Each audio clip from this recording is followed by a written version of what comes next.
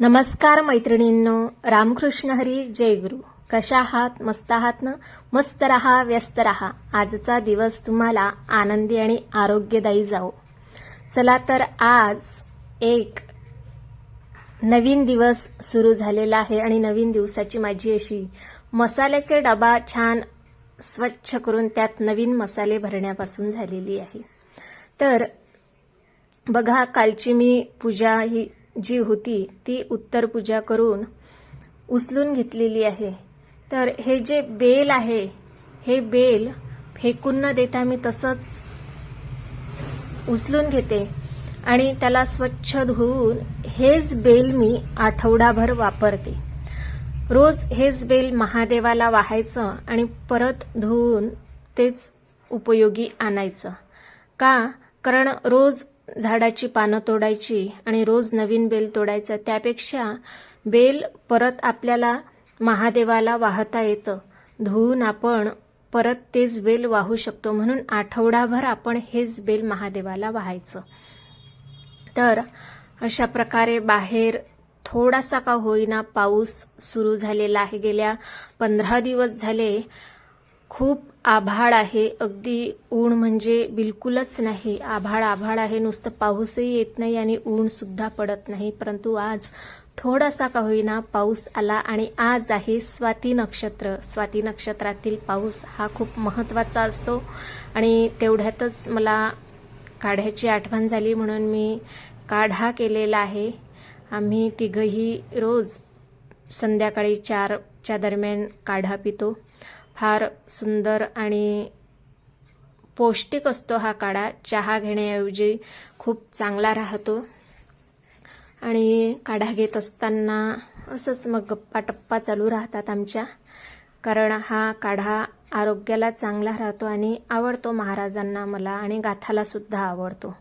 गाथाला सुद्धा देते मी. कारण आजकाल वातावरण जे आहे ते वातावरण फार एवढं काही चांगलं नाही आहे.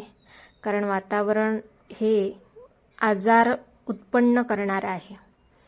तर हे आलेलं आहे गाथासाठी गिफ्ट. काल आश्रमवरती काही लोक आली होती, तर त्यांनी हे गिफ्ट आणलेलं आहे गाथासाठी. तर यामध्ये हे सचित्र बालमित्रचं पुस्तक आलेलं आहे आणि फार सुंदर आहे हे.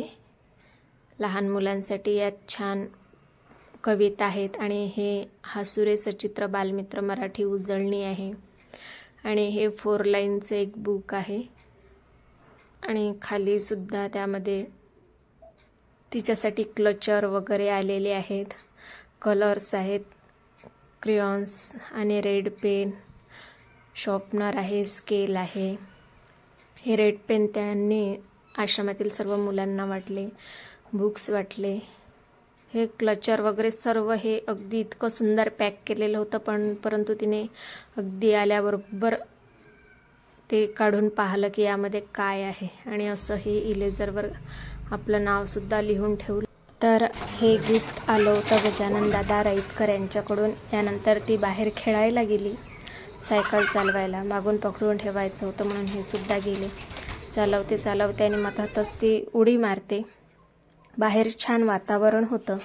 तर आज स्वाती नक्षत्र, एकदा स्वाती नक्षत्राचा पावसाचा थेंब शिंपल्यात पडला तर त्यापासून मोती तयार होतो अशी लोकमान्यता आहे.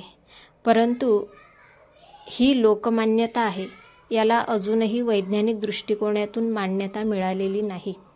परंतु अजूनही आपल्या जनमानसामध्ये हे स्वाती नक्षत्राच्या पावसाचा थेंब, स्वाती नक्षत्रातील पाऊस मौल्यवान आहे, शुभ मानला जातो. खरं तर या गोष्टीचा जर विचार केला तर या गोष्टीचा अर्थ असा आहे की योग्य वेळ, योग्य संधी आणि योग्य परिस्थिती मिळाली तर साध्या गोष्टीचेही अमूल्य रूपांतर होऊ शकते. त्यामुळे स्वाती नक्षत्राचा पाऊस हा केवळ पावसाचा थेंब नसून निसर्गातील परिवर्तन आणि समृद्धीचे प्रतीक मानला जातो. शेवटी काय तर श्रद्धा जपा, पण निसर्गाकडे वैज्ञानिक दृष्टिकोनातून सुद्धा पहा.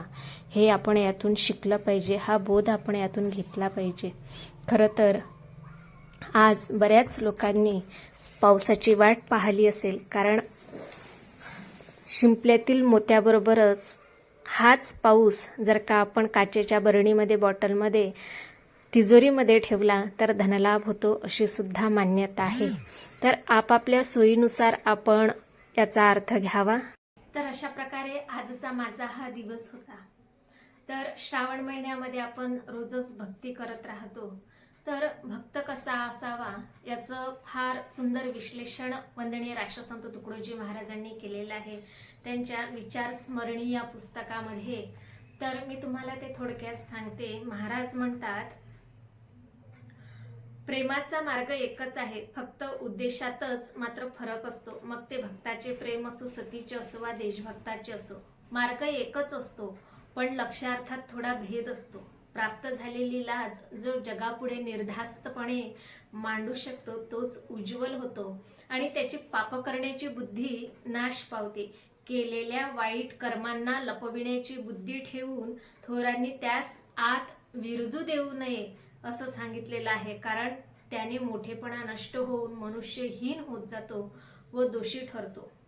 तर पुढे सांगतात, प्रेमी तोच की ज्याचे प्रेम तलवारीने वा तोफेने सुद्धा मागे हटू शकत नाही. मजनू जळत्या स्तंभावर चढला म्हणूनच लैलेला प्रिय झाला आणि तोच प्रेमीही थोरांनी ठरविलेला आहे. मग भक्ताचेही तसेच आहे. तो भक्त आपण काहीही परिस्थिती झाली तरी आयुष्यामध्ये आलेल्या संकटांना सामोरे जाण्याची ताकद ठेवावी, मागे पाऊल घेता कामा नये, अशी भक्ती माणसाने करावी असंच महाराजांचं म्हणणं या सुविचार स्मरणीमध्ये आहे. तर आपणही हे लक्षात घ्या आणि तो भक्त बनण्याचा नक्कीच प्रयत्न करा. चला तर इथेच थांबूया आणि लगेच भेटूया पुढच्या व्हिडिओमध्ये. नमस्कार. रामकृष्ण हरी. जय.